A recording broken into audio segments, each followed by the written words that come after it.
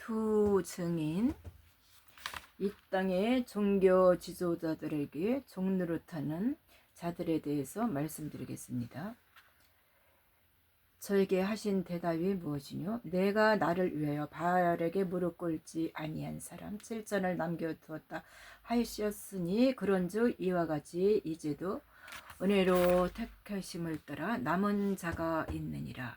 만일 은혜로 된 것이면 행위로 말미암지 않음이니, 그렇지 않으면 은혜가 은혜되지 못하느니라. 그런즉 어떠하뇨? 이스라엘에 구하는 그것을 얻지 못하고 오직 택하심을 입은 자가 얻었고, 그 남은 자들은 완악하여졌느니라. 기록된 바 하나님이 오늘날까지 저에게 혼미한 심령과 보지 못할 눈과 듣지 못할 귀를 주셨다 함과 같으니라. 로마서 11장 4절 8절. 율법의 행위를 의지하여 구원을 받으려고 한 이스라엘은 우상 숭배에 빠져 바알에게 무릎을 꿇었어요. 네.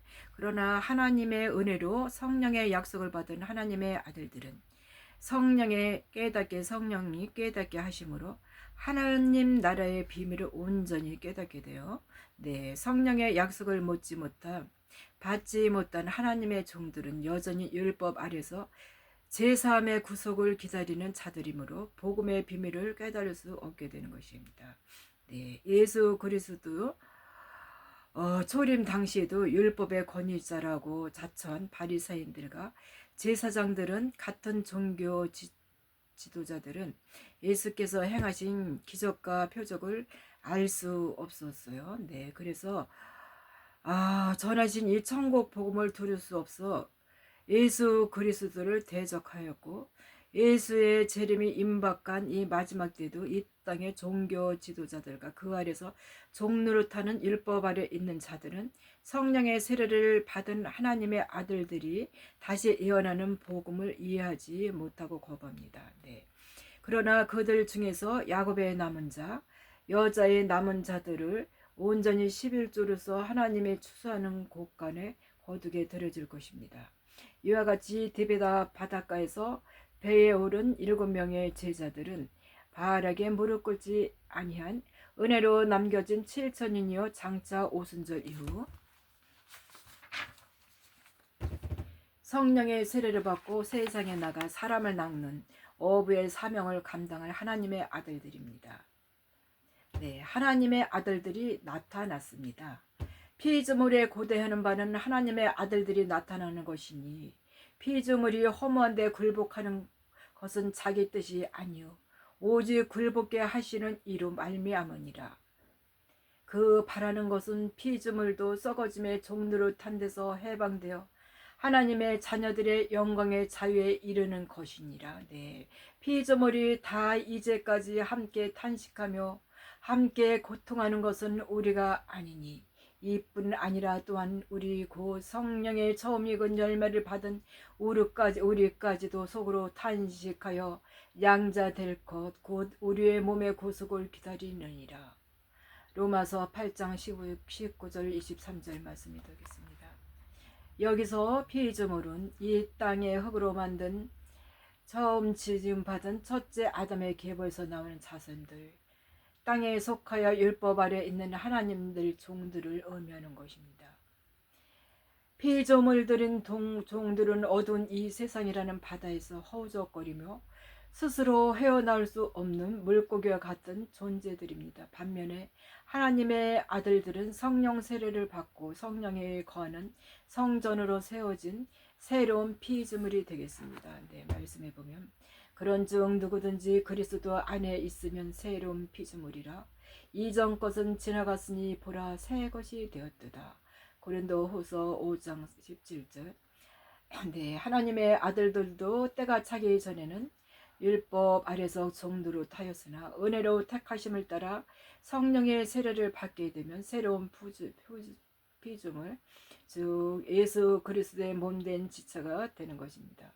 새로운 피조물인 하나님의 아들들이 어부가 되어 복음의 그물을 던질 때 피조물인 하나님의 종들이 피로 비로소 율법의 저주 아래 있는 이 세상 바다에서 건져냄을 받아 죄와 사망의 법에서 해방되고 하나님의 아들들과 함께 거룩한 새 예루살렘 성의 영광 가운데 입성하는 것입니다. 말씀해 보면요, 이 밤에 아무것도 잡지 못하였으니, 네, 시몬 베드로가 나는 물고기 잡으러 가노라 하매 저희가 우리도 함께 가겠다 하고 나가서 배에 올랐으나 이 밤에 아무것도 잡지 못하였더니 낮이 새어갈 때에 바닷가에서 예수께서 바닷가에 서셨으나 제자들이 예수신 줄 알지 못한지라.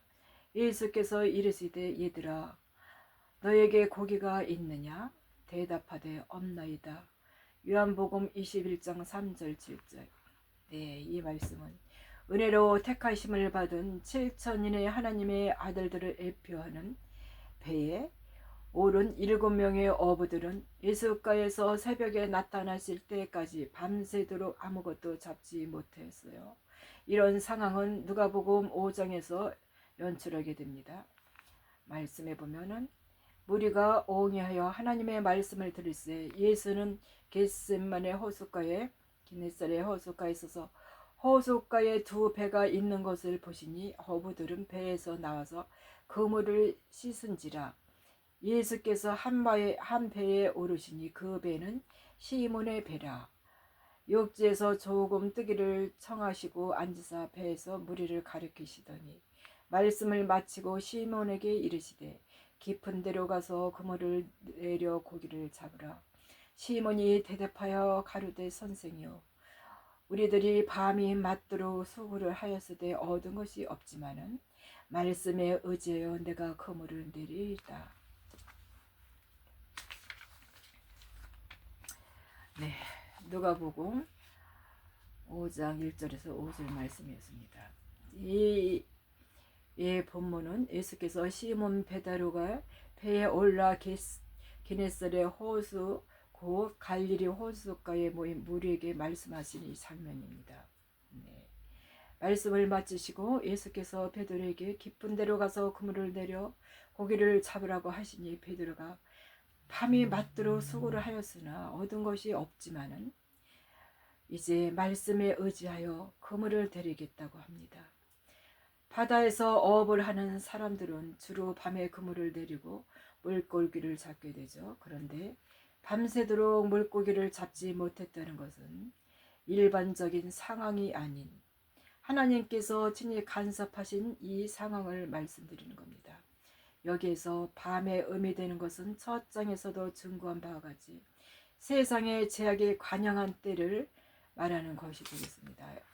이러한 밤에 오신 예수 그리스도는 세상의 빛이십니다. 참 빛 되신 예수께서 이 땅에 오시기 전 세상은 어두움에 있었고 예수께서는 당신이 세상에 있는 동안에 세상의 빛이라고 증거하셔서요. 말씀에 보면 때가 아직 낮음에 나를 보내신 이의 일을 우리가 하여야 하리라. 밤이 오리니 그때는 아무도 일할 수 없느니라. 내가 세상에 있는 동안에는 세상의 빛이라. 요한복음 9장 4절 5절 말씀입니다. 이래서 예수 그리스도는 창세전에 택한 자들에게 새 언약의 말씀인 생명의 떡을 떼어주시고 또 이 떡을 먹는 자들로 그리스도의 대사가 되게 하시어 땅끝까지 나가 이 빛을 증거할 이 사명을 주신 것입니다. 신랑을 기다리는 슬기로운 다섯 처녀에게 밤을 밝힐 등불에 기름을 주시며 너희가 나보다 더 큰 일을 하리라. 이 말씀과 함께 마지막 때 고센 땅을 예비하고 종들과 시몬을 추수할 막중한 사명을 주고 가셨던 것입니다. 세상 죄를 지고 가는 하나님의 어린 양으로 종의 형체를 입고 초림하셨던 예수 그리스도는 이제 만왕의 왕 만주의 주로 다시 오실 때 세상은 온통 예수 그리스도의 영광으로 가득한 대낮이 될 것입니다.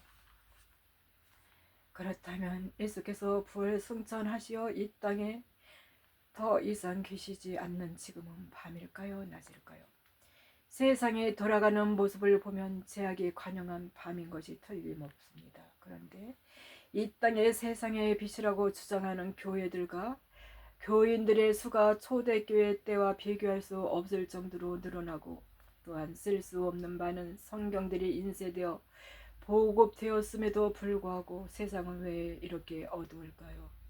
네, 이 땅의 교회는 예수께서 보혜사 성령을 보내주셔서 교회와 함께 거하신다고 주장하지만 그 안에는 생명의 말씀이 사라지고 없어졌기 때문입니다. 이는 하나님의 임재의 상징인 언약궤는 없는데 건물만 화려하게 지어놓은 예수 그리스도의 당시의 헤롯 성전과 다를 바가 없는 형국이 된 것입니다. 네, 2000년 전 오순절 마가의 다락방에 성령이 오셔서 초대 교회를 세우시고 사도 바울을 통해 이방인들에게 복음이 전해졌음에도 불구하고 이 땅은 점점 더 죄와 사망의 법에 매여 신음하고 있습니다. 그 이유가 무엇일까? 소림으로 오신 예수 그리스도께서 천국 복음을 전하신 공생의 기간이나 성령이 부어진 오순절 이후 일정 기간은 낮이었으므로 낮에 아들들의 빛이 아들들인 사도들이 곳곳에서 천국 복음을 전파하여 빛을 밝히셨습니다. 그러나 낮은 그 밤으로 바뀌었고 이제는 깊은 밤이 지나고 어둠이 가장 짙은 동트기 직전이 되었다는 것입니다. 밤이 깊으면 아침이 오듯이 하나님의 구속사에도 그분의 시간표에 따라 밤이 되었고 이제는 동틀 때가 가까웠습니다. 네. 예수께서는 지난 2000년의 세속의 역사를 두고 밤이 오리니 그때는 아무도 일할 수 없느니라고 예언하고 가셨습니다. 말씀에 보면 이는 너희가 흠이 없고 순전하여 어그러지고 거스르는 세대 가운데 하나님의 흠없는 자녀로 세상에서 그들 가운데서 빛으로 나타내며 생명의 말씀을 밝혀 나의 다름질도 헛되지 아니하고 수고도 헛되지 아니하므로 그리스도의 날에 나를 자랑할 것이 없게 하려 함이라. 빌립보서 2장 15절 16절 말씀. 네. 그래서 사도 바울이 복음을 전할 때 잠시 밝았던 어두운 이방 땅은 얼마 지나지 않아 이내 어두워져 갔고 복음을 전하는 자들이 어두운 세상 구석구석에서 복음의 빛을 밝혔지만 시간이 흐르면서 이 빛은 점점 쇠하고 세상은 점점 어두워 갔죠. 초림의 세상의 빛으로 오신 예수 그리스도는 잠깐 이 세상에 계시다가 다시 하늘 보좌로 돌아가셨습니다. 유대와 갈릴리 지역의 소수의 제자들에게 한정되었던 예수께서 밝히신 빛은 그 이후 오순절 성령 강림으로 성령 세례를 받은 제자들에 의해 열방에 비치게 되었으나 그들이 사명을 다하고 그들의 세대가 끝나면서 얼마 지나지 않아 곧 예수께서 주신 생명의 새 양식은 묵은 곡식으로 복음은 율법으로 변질되어 갔습니다. 초림 때 이 땅에 잠시 머물렀다가 승천하셨고 또한 광명한 새벽별로서 영광 가운데 재림하시는 예수 그리스도가 아직 오시지 않는 지금은 밤이 깊을 때 이때입니다. 이방인의 이때가 차기까지 열방은 묵은 곡식을 먹으며 율법 아래 가둬져 있는 것입니다. 율법은 밤에 빛나는 달과 같이 어슴풀에 어둠을 불켜주며 밤길을 가는 자가 더듬더듬하며 길을 찾아갈 수 있으나 온전한 복음에 비친 해가 뜨면 다른 순식간에 그 빛을 잃어버리게 되죠. 새벽이 오고 태양이 뜨고 직전에 달도 잔치를 감추므로 어둠은 더 깊어지게 되는 것입니다. 지금 온 세상은 어둠 가운데 있고 율법이 비추는 희미한 조명마저도 사라져 흑암이 깊을 대로 깊은 이 사태에 있습니다. 다시 요한복음 21장의 장면으로 돌아가 보면 베드로와 제자들은 밤에 아무것도 잡지 못하였다고 하였습니다. 네, 이것은 이들의 율법 아래서 묵은 곡식을 먹으면서 묵은 곡식을 전했다는 계시적인 의미가 담겨져 있습니다.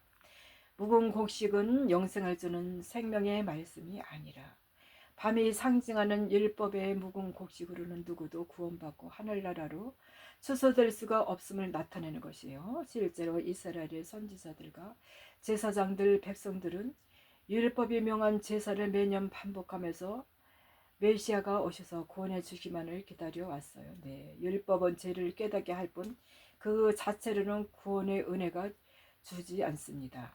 네, 구원의 은혜를 주지 않습니다.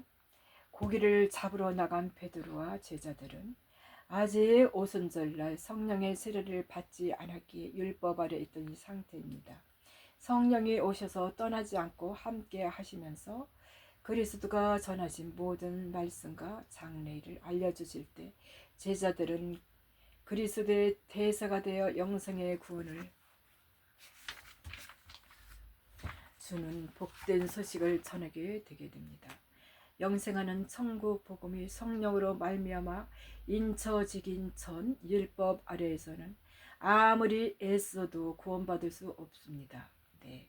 소름으로 오신 예수 그리스도는 오병이의 기적과 성만찬 등을 통해 제자들에게 먼저 생명의 떡인 말씀을 주셨고 오순절 약속하신 성령을 보내심으로 확증해 주셨던 것입니다. 그리고 그들이 세상에 비친 예수 그리스도의 증인이 되어 예루살렘과 유대 땅을 벗어나 사마리아 땅 끝까지 가도록 하셨던 곳이에요. 그래서 부활의 첫 열매신 예수 그리스도는 첫 이삭이요. 사도들은 첫 이삭의 한 단어로 거두 초실절에 하나님께 드려진 자들입니다. 그런데 예수께서 추수의 때에 대해 다음과 같이 말씀하셨습니다. 너희가 넉 달이 지나야 추수할 때가 이르겠다 하지 아니하느냐. 내가 너에게 이르노니 눈을 들어 밭을 보라 휘어져 되었도다. 이렇게 말씀하십니다. 네, 감사합니다. 여기서 마치겠습니다.